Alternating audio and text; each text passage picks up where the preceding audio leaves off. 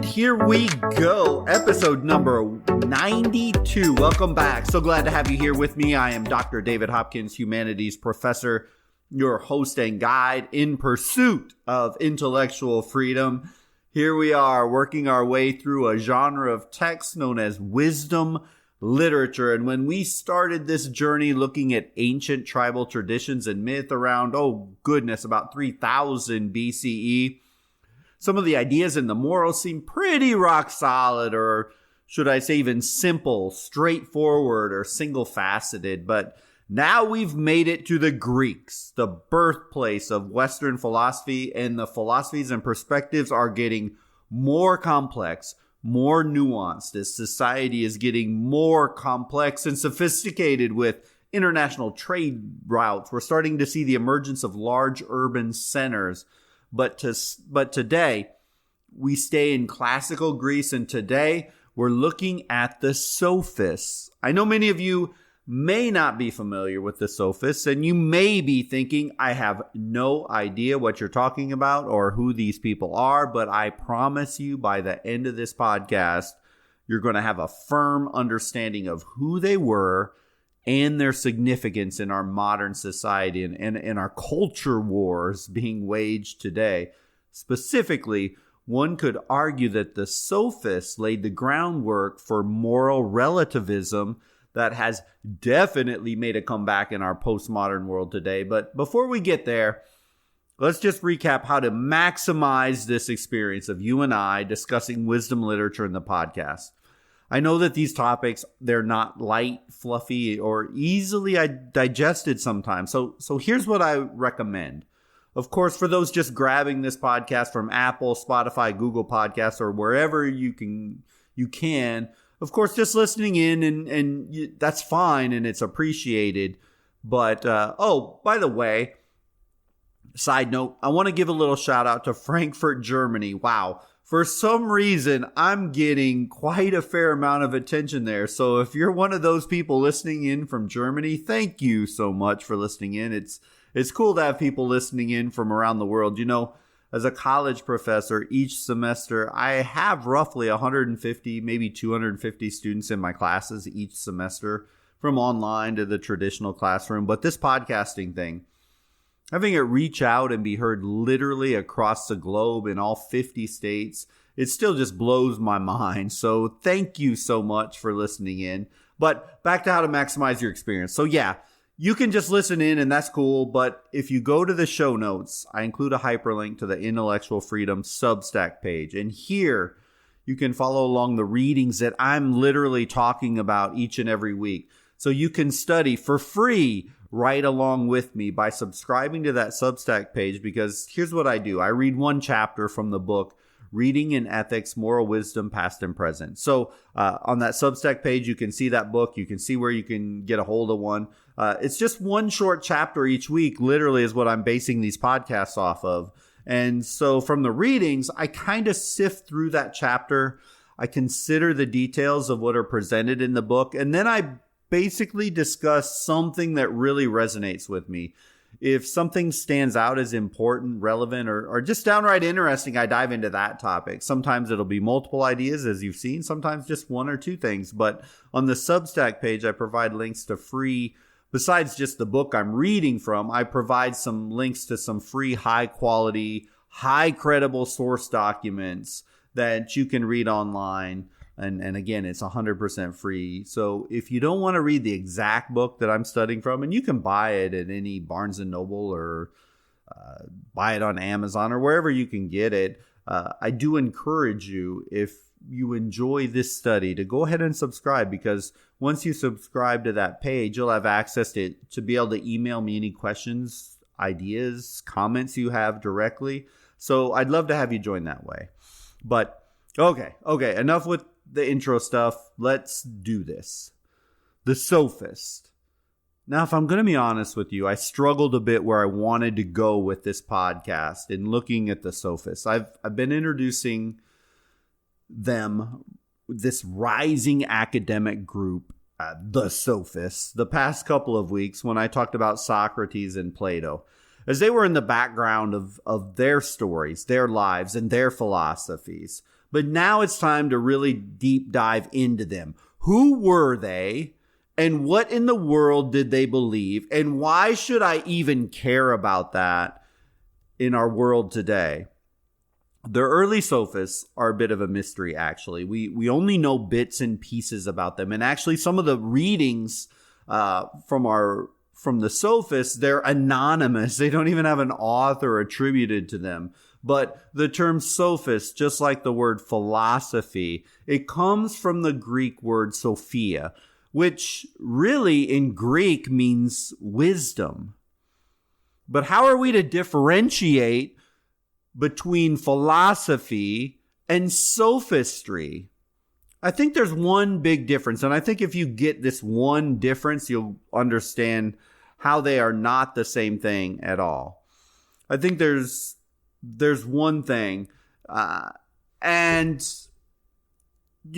Socrates and Plato, they were no fans of the Sophists at all, because sophistry broke from philosophy and focused on rhetoric. Now you might be thinking, okay, so what? What's the difference between philosophy and rhetoric? Now we got philosophy, sophistry, and we got philosophy and rhetoric. And so the Sophists were into rhetoric, but what's rhetoric? Well, rhetoric is the art of debate in real simple terms. The focus was in rhetoric is to convince somebody of your stance. This naturally introduces the idea of winning and losing the second we talk about debate. The early Greek philosophers hated this idea. They found the idea of philosophical dialogue being some sort of a football game where one person wins and another person loses as low class, bush league. Quite frankly, sort of an egotistical arrogance.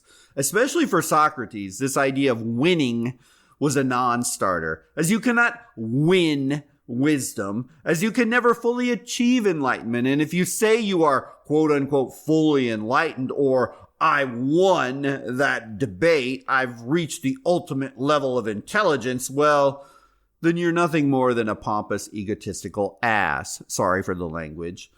As for the traditional philosopher, we're always in a state of trying to figure things out. You never have it completely solved. You never, quote unquote, win.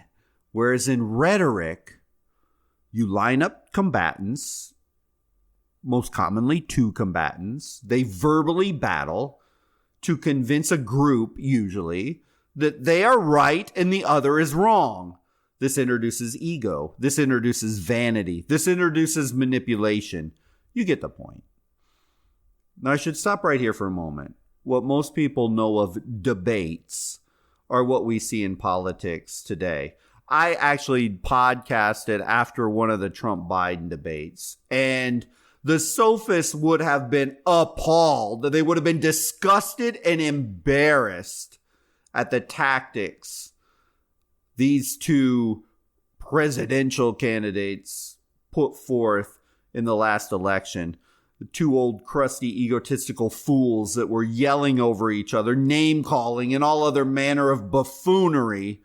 What we see from politicians today is not debate. It is not rhetoric. It's a political clown show. So please don't confuse debate or rhetoric like we see from our modern politicians with the art and the science of debate that the Sophists taught and focused on. I definitely don't want to paint the Sophists with the same brush we would our pathetic Democrats and Republicans ankle biting each other. They are not the same thing. Not at all. Yet I also don't want to make it look like the philosophers were all pure as the fallen snow and they had no desires to win in their discussions of philosophy, because if you read Plato and the Socratic dialogues, much more than what I talked about in the podcast, you can see as much as Socrates said he despised the Sophists' focus on debate and winning, well, it's fairly clear that Socrates and Plato had very intentional points that they were trying to make, and in a sense, whether they want to say it or not, they wanted to win or at least make their points as cogently convincing as possible. I think the main ideas and the main thing that Socrates and Plato disliked, even more than this idea of winning or losing, was the money-focused mentality of the Sophists. Get this here. The Sophists were money-focused in many ways. Traditional philosophers like Socrates and Plato felt the focus should be on rote wisdom, morals, ethical teachings, learning, but that shifted to making money with the Sophists. Now, as early as Socrates' time, the Sophists started to emerge, and they were wandering teachers for pay, really. And they went from Greek city-state to Greek city-state, and they were teaching.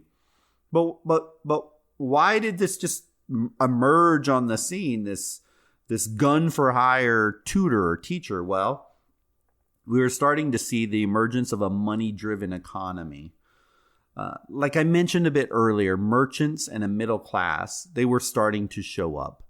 They were not educated formally growing up. Much of the new wealth came from the lower classes that usually didn't even know how to read well, if at all. But as their wealth grew, this growing group wanted to participate more and more in the political and the social circles, the higher social circles of Athens that were previously reserved only for the wealthy, the landed aristocracy.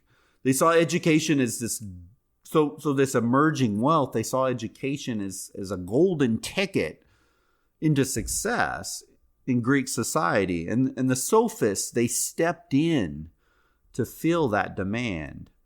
You see, Athens during the classical age was in the midst of a big social upheaval due to this budding new moneyed group of people. And the Sophists promised to teach the new rich how to compete intellectually with the aristocrats. As to match wits with this wealthy, educated aristocracy, the tool of rhetoric and debate, focusing on rational, objective argumentation and critical thinking, was required. And this was nothing the lower classes of society would have ever been exposed to. To their credit, this new moneyed group knew they needed to up their game intellectually. The Sophists, if there was a marketing model, claimed to teach excellence. This broad idea of excellence included virtue, morality, and the ever-important political science. The Sophists claimed with their education, they could then not only survive the landmines of the landed aristocracy, but they could come to debate, discuss, interact, and fit in with them, if not downright take positions of power in government. It's interesting. When one reads deeply on the Greeks and their changing social landscape and budding democracy, because the Greeks were keenly aware of the possibilities of manipulation in this new legal and political order known as democracy. But regardless of the pitfalls, the new moneyed families were willing to pay extremely high fees in order to acquire the skills that they thought would advance their economic and political interests. They weren't born with silver spoons in their mouth. They had to up their game 50 times higher than someone who was born into the aristocracy. See here, this focus on education, not with the goal of obtaining wisdom and knowledge to live an ethical and virtuous life, but rather this new moneyed group wanted an education for financial reasons and advance their goals for political power and influence. This still holds to this day, right? I mean, if you ask every one of my college students right now, why are you in college? 99.999% will not say, well, I'm here at college so that I can become the most ethical, the most moral person, and I'm infused with intellectually deep wisdom. Oh, no. Most of college students will say, I'm in college to get a degree. This degree will allow me to get a job that will allow me to make money, preferably big money. So that's the mindset of our college students today, pretty much without fail, with some minor exceptions. But so sophistry, really, if you think about it, started the idea that education equaled economic opportunity. But again, I don't want to degrade the sophists down to where we are at in higher education in 2023. It was still miles and miles more intellectual than where most of society is today. Heck, today, one could argue, if they wanted to, that Harvard isn't really a university. It's a $40 billion hedge fund that just happens to enroll students in college at over $50,000 a pop. Well, okay, I might be going a bit far with that statement, but I think you get the point. Our education system, at least here in America, is a shell of what it once was, and it is dominated by administrators with dollar signs on their mind pretty much all day, every day, minus a few faculty meetings where they say how important the education is and how they love all the teachers, etc., etc. So I don't want to make the sophists appear to be anywhere near the money-grubbing greed we see in our quote-unquote elite universities, especially today. So what did the sophists believe? What did they teach? Let's get into some of the core teachings here so that you can appreciate what the sophists were pushing out there. Number one, the sophists avoided extreme positions and accepted that we have a common fund of experience which permits us to enter into a meaningful exchange of ideas in an orderly intellectual manner. I guess you could say in many ways it mirrors a scientific method whereby we can form an idea, we can test an idea, we can reform an idea based on our exchanges, and then hopefully reach some meaningful consensus and conclusions. Very objective, very rational. They would have rolled their eyes in disgust at modern politicians saying things like, if you vote for a Republican, you're voting for a fascist. Or if you vote for a Democrat, that means you want America to become a socialist hellhole. Can I just say real quick, the hyperbolic extremes need to be shot down and ignored almost 100% of the times. Don't let the extremes of a person, a political party, a news story sway you. The sophists definitely rejected the extremism and deep, horrid divisions that the media and politicians shamefully try to drive into us. However, one thing is sure with the sophists.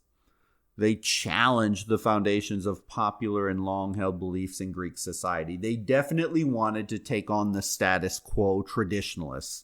Of course, that stands to reason. They're educating this budding new previous lower classes to help them find a way and a position inside of the higher rankings of society.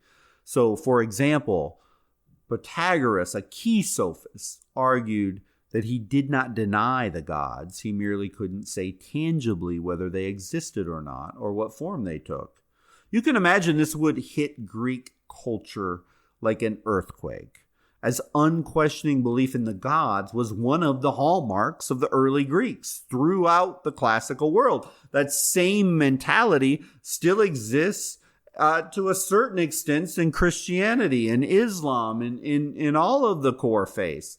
They get embedded into the political dynamics of any culture, and then it's hard to root them out. And wow, when the sophists are saying, yeah, I can't say tangibly whether they exist or not. They might exist, but that's beyond my scope. As if that wasn't enough, the sophists also believed that moral beliefs were a matter of convention set up by society. And the sophists were very skeptical of the moral beliefs put in place by religious institutions or government. They literally challenged the validity of the oh so important, oh so untouchable aristocracy and their oh so intelligent laws that they forced upon all the people in society. Oh, and one more side note here. So Socrates and Plato, they both abhorred the Sophists and claimed not to be Sophists, but in many ways they had similar views. And there was some common ground. I mean, if you recall from our readings on Socrates, he was sentenced to death for corrupting the youth. And one of the most contentious points was when Socrates said he wasn't smart enough to know if the gods did or did not exist. So to ask him definitively to agree that the Greek gods ruled was beyond his ability to understand. Boy, that sounds very, very much like the Sophists, right? Does it not? But as we always see in history and movements, there's bleed over. A bit of copying ideas, and changes happen slowly. And the Sophists just took the idea of Socrates, slowly melded their own version of relativism to another level than Socrates ever did. So I think what Socrates, and especially Plato, had the biggest problem with was not the idea of relativism, which I'm going to be talking about here in a minute,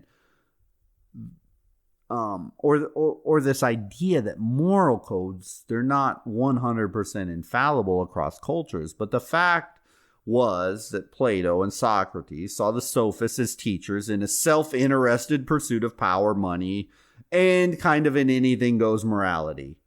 That was not either Plato, nor was it Socrates. So Socrates would surely be interested in considering and even probably having some empathy towards a lot of the teachings of the Sophists, but a lot of it comes down to a financial issue. So with that stage set, I think the one idea I want to focus on today with the Sophists, and just one reading that's so relevant today, is this idea the Sophists pushed about moral relativism. And I bet you have heard this term.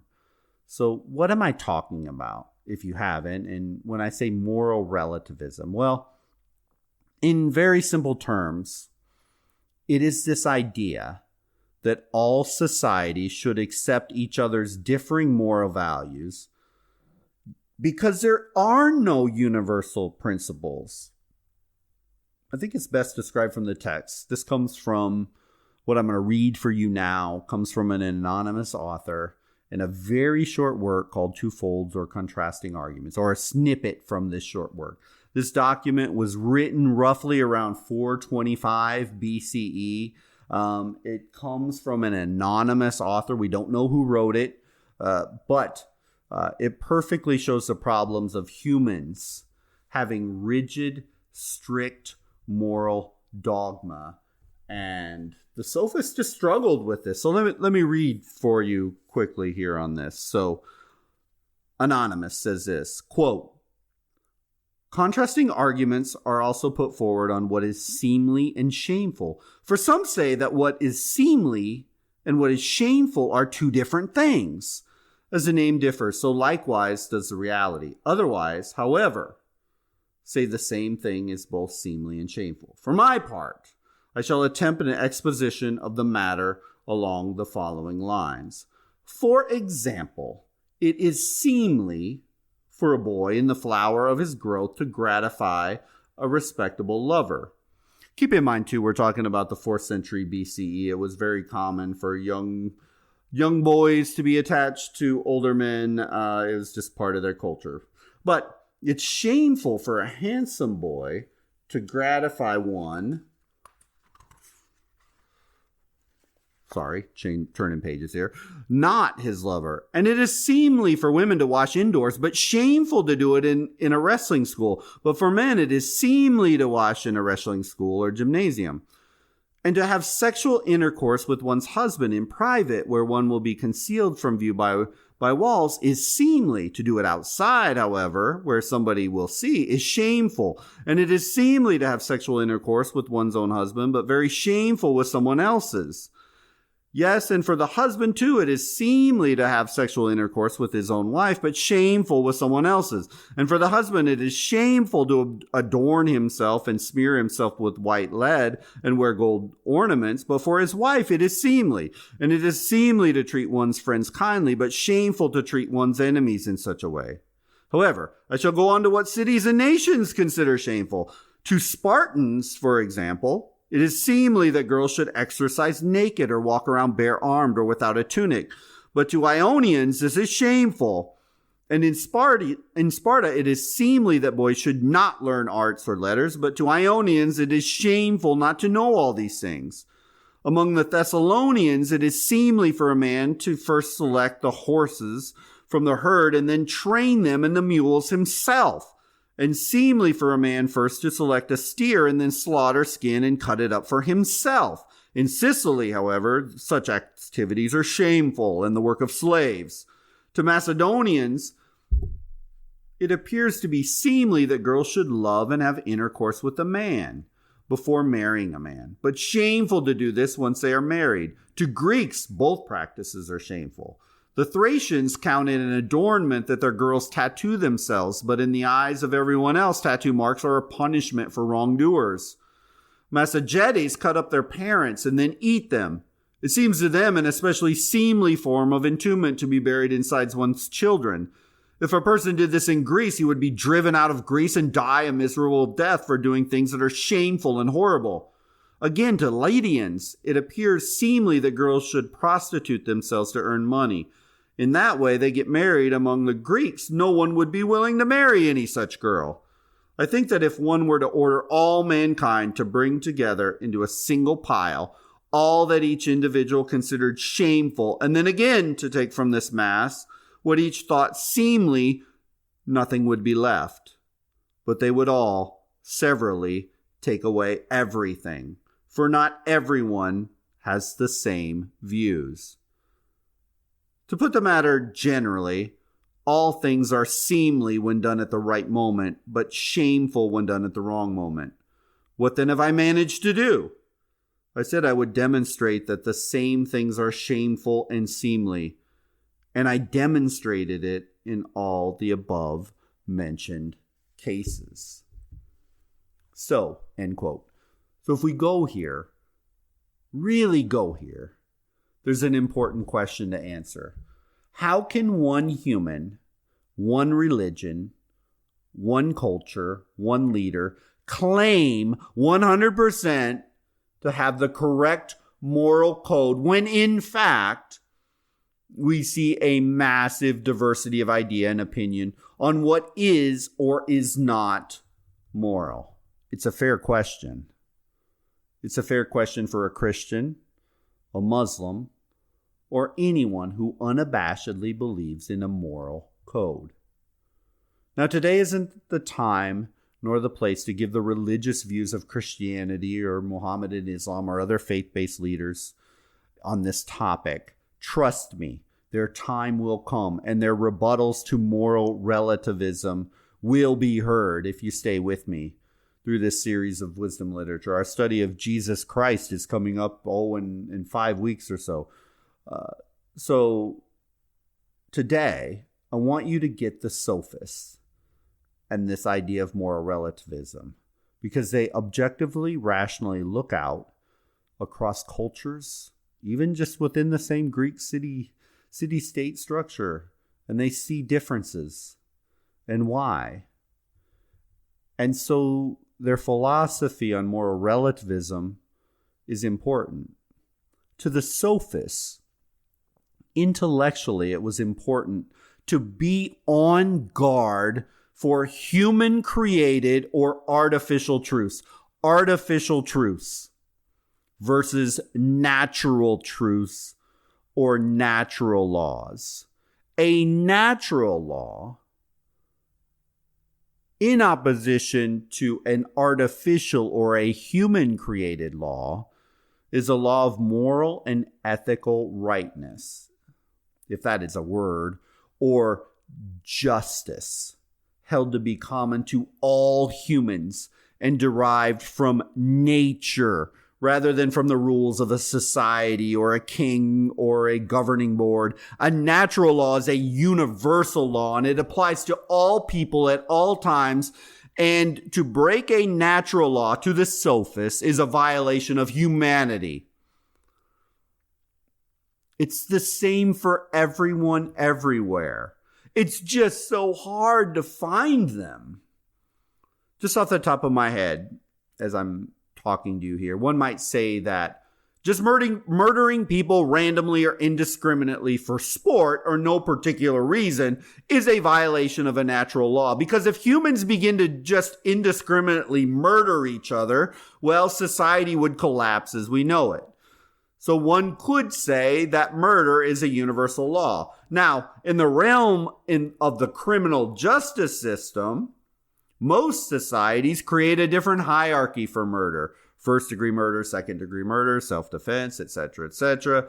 So I'm not talking about that. What I'm saying is murder, indiscriminate, random, everybody kill each other just if they feel like it for no apparent purpose, is frowned upon in nearly every society. One could argue, possibly, that falls into the realm of a natural law. Or let me give you a more tangible modern example of a difference between an artificial or a relative truth versus a natural law by looking at America. And let's talk about Martin Luther King Jr. We all know the great pastor, the civil rights leader, and icon of revolution in the 1960s. Eventually, he's gunned down for his beliefs. But to Martin Luther King Jr. during his crusades for racial justice, at its core, he wrote and crusaded on the pillar that there was a natural law being violated in the United States, a horrific injustice to African Americans in the form of racism. This racism took many forms, and in his letters from the Birmingham jail, something I recommend everybody should read it. If you have not read it, make sure you read Letters to Birmingham Jail. In fact, I'm going to go ahead and in the Substack page, I'm going to put a hyperlink to a free copy of it. It's not long. You should read it. But we can see in this letter this push-pull of the Sophists and the idea of an artificial truth implemented in America in the form of man-made laws versus a natural law. And I don't mean to veer too far off the path into the 1960s in America, because we're supposed to be in the 4th century BCE in our classical Greek studies. But I think this letter from the Birmingham jail provides a stirring and a very insightful glimpse of the relativist philosophy that the Sophists were fixated on. So, as we've been talking about the Greeks versus Martin Luther King's actions and his fight for natural laws to win out. So Martin Luther King, in the letter, there's a paragraph, a couple haunting paragraphs actually, on the pains felt by the victims of racial discrimination in America. And King addresses one of the main worries of the Alabama clergymen. During all this upheaval, as Martin Luther King's getting more and more powerful and he's stirring up larger and larger crowds, a lot of the traditional clergymen were like, whoa, is this actually a good idea, what we're seeing here?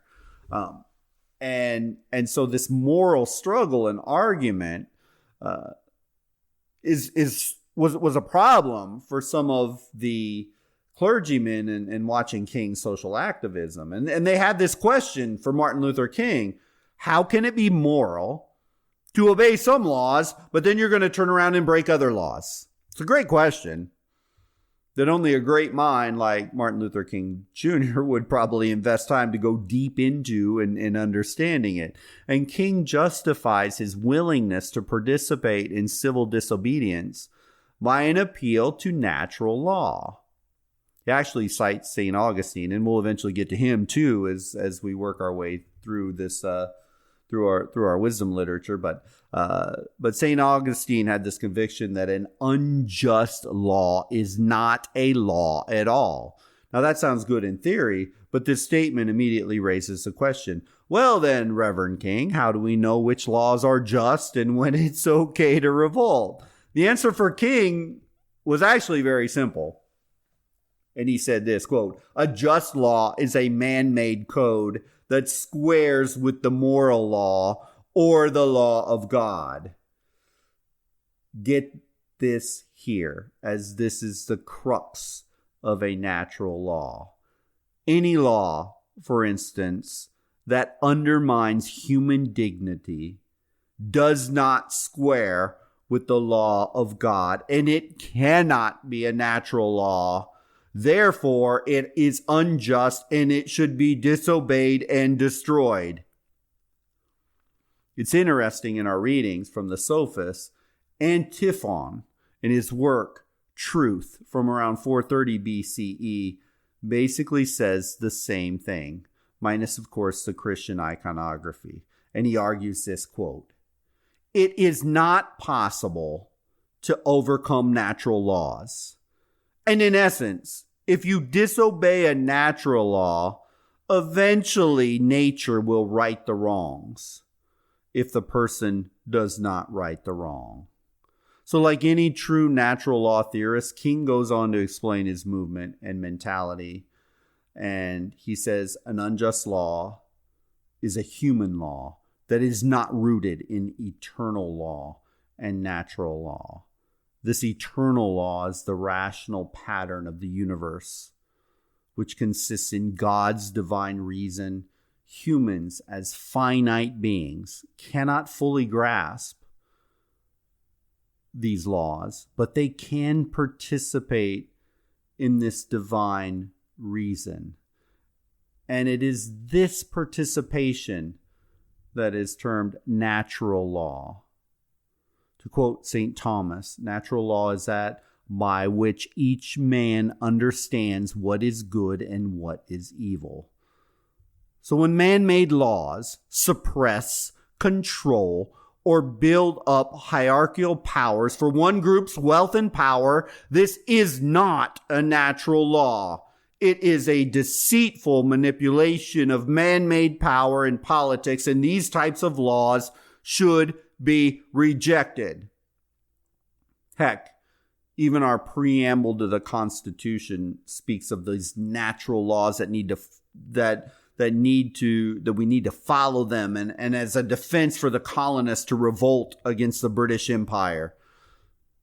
Yet, as with so many things in philosophy, the Sophists, they never can nail down definitively where, how can one actually conceive of the will of God. Heck, the Sophists couldn't even argue that they could definitively say there was actually, the gods were actually the actual gods that the Greeks had in place. Or from an atheistic perspective, go there, the deepest human truths in all of us.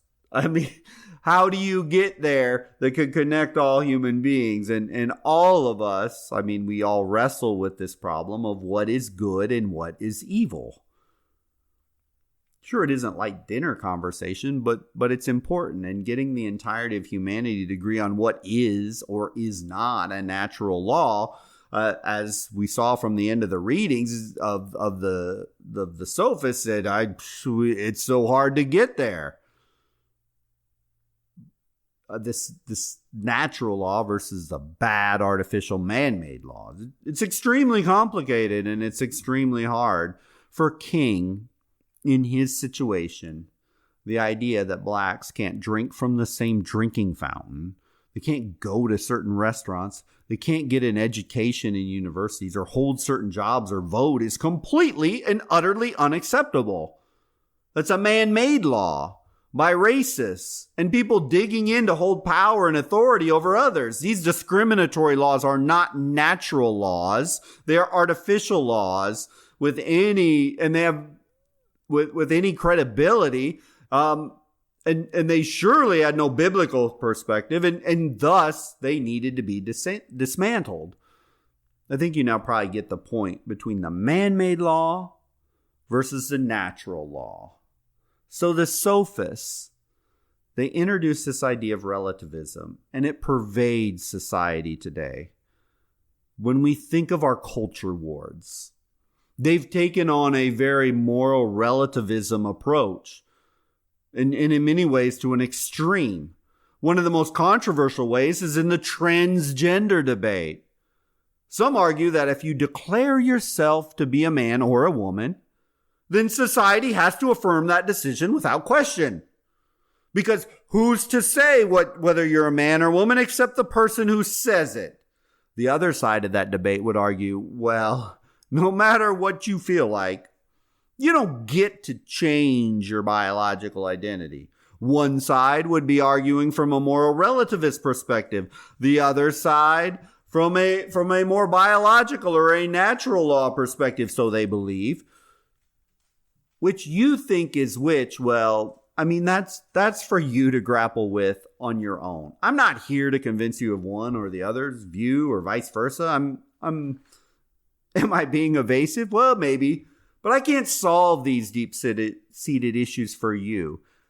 That is for you and your mind and intellect and religion, if you are religious, to dig into for yourself. Just know that, well, like most things in life, it's complicated. And it isn't a good idea to just rotely dismiss one side or the other on a number of issues, including this transgender issue, without investing the time and energy to truly and deeply understand them, or at the bare minimum to approach the side you don't agree with some humility. I mean, maybe that's a start. Let's face it, morality and culture is always shifting, and to what speed and what degree is always a point of contention. Usually between the older and the younger generations. But this idea of moral relativism, which shocks and angers many, it's not brand new. These culture wars are not brand new. The concept that we struggle with right now, it's been around, well, almost since the beginning of philosophy, and it was extremely contentious with the Sophists and the established traditional powers of the Greeks. And it's very contentious in our modern world today. I mean, we view it in a different way. We have the speed at which we can transfer information and how anybody can have an opinion anywhere and put it out on the web and social media is a rapidity of ideas that we've never seen before. But the Sophists, to kind of summarize this thing up for us today, the Sophists, they were the first of the education for money crew. They drew the ire of the old school philosophers as well as the traditional political class, but they surely served important functions with that because, number one, they educated a group of people that never had access to a higher level of education. Number two, their focus on rhetoric, argumentation, and rationality in their writings lives on to this day. And number three, as we talked about, introducing this idea of relativism.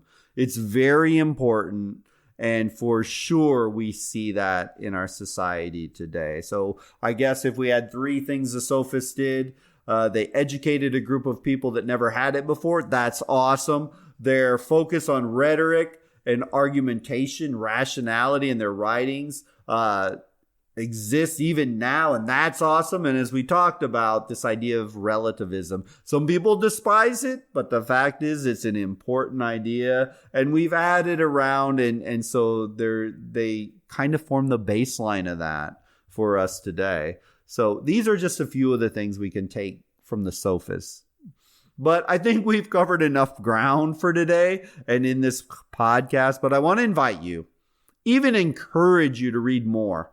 There is some incredible depth and complexity to the Sophists. So be sure to check out the show notes. Subscribe to the Substack page so you can access the readings. Like I said, I'll throw in there Martin Luther King's letters from the Birmingham jail and have a look at that. And you can see his focus on an argument on natural laws versus artificial laws. And I mean, take it as deep as you want to go. Look, I've been in higher education for most of my adult life and I love it. But if I can be real for just 1 second, a structured course that you would take in college and pay money for with a preset number of learning objectives that are pushed up to the state and accrediting agencies is way too limiting and way too restrictive for you to truly and deeply be educated and wise. you have to own your own education. And you have to self-explore. Not every topic maybe interests you, but find what interests you and go as deep as you want to go with it. And like I say, if you want to even go deeper than what I'm putting in the show over on that Substack page, hey, shoot me an email. I'll give you even more material than what I'm putting out there. So, it's just the best way to do it. You can read, studying, listening to the lectures or podcasts, but go beyond the superficial fluff. Don't get me wrong. I love some superficial fluff stuff too, but you also have to infuse it with some deep thinking and studying on your own. Don't get stuck where you're at. Go deeper. So take this podcast and run with it. Read, study, ask questions, and you will expand your wisdom. No doubt about it. Again, so glad to have you with me today and for listening. Hope you enjoyed the Sophists. And next week we move on to Aristotle, and he surely was an intellectual heavyweight we're studying. So until then, hope you have a wonderful week. Take care.